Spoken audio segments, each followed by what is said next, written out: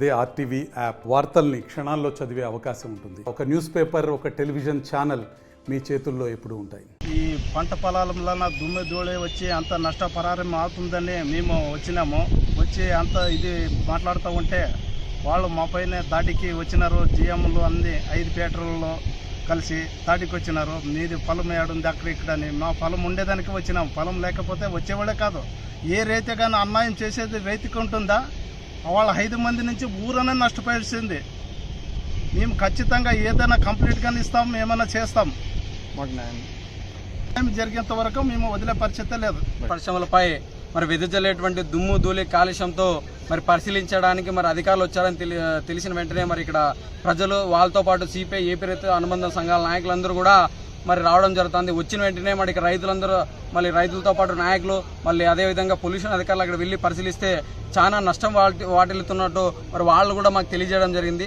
మరి అలా సామరస్యంగా మరి అధికారులకు తెలియజేస్తున్నప్పటికీ మరి ఏ రకంగా కూడా మరి ఇక్కడ ఉన్నటువంటి ఫ్యాక్టరీ దాదాపు స్పాంజర్ పరిశ్రమల నుంచి జేఎంలు ఎవరైతే 5 మంది ఉన్నారో వాళ్ళందరూ, వాళ్ళతో పాటు వాళ్ళ స్టాఫ్, వాళ్ళ వర్కర్లు అందరూ కూడా మళ్ళీ అక్కడికి వచ్చి మళ్ళీ ఏదైతే పంట పొలాల పర్సెంట్లో ఉన్నటువంటి రైతులు కావచ్చు, నాయకులు కావచ్చు, అందరి మీద దాడులు చేయడానికి యత్నించడం జరుగుతుంది.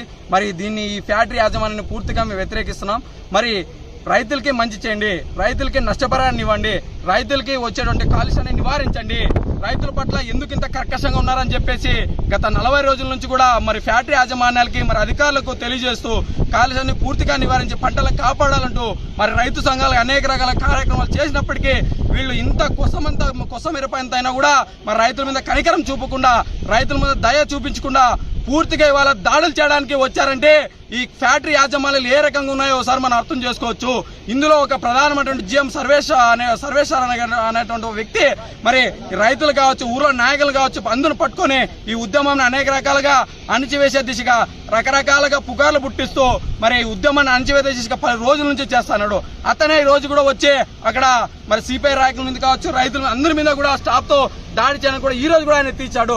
ఆయన ఎందుకు ఇలా రైతుల మీద ప్రవర్తిస్తున్నాడో అర్థం కాని పరిస్థితి. వెంటనే ఈ ఫ్యాక్టరీ యాజమాన్యాలకు ఎలాంటి చిత్తశుద్ధి రైతుల మీద ఉంటే ఖచ్చితంగా సర్వేశాన్ని ఫస్ట్ తొలగించండి. జిఎంగా రైతులకు ఏదైతే నష్టపరిహారం వాటిల్లుతుందో, ఏ మోతాదులో వాటిల్లుతుందో ఆ మోతాదులో రైతులు నష్టపరిహారం ఇవ్వండి, రైతులను ఆదుకోండి. ఈ రకంగా మీరు ఫ్యాక్టరీ యాజమాన్యాల ముందుకు వెళ్ళిపోతే ఖచ్చితంగా దీనికి మీరు పెద్ద మూల్యంలో కూడా నష్టపరిహారం చెల్లించాల్సి ఉంటుంది. అవసరమైతే మీ ఫ్యాక్టరీలు కూడా తొందరలో ముట్టడిస్తాం.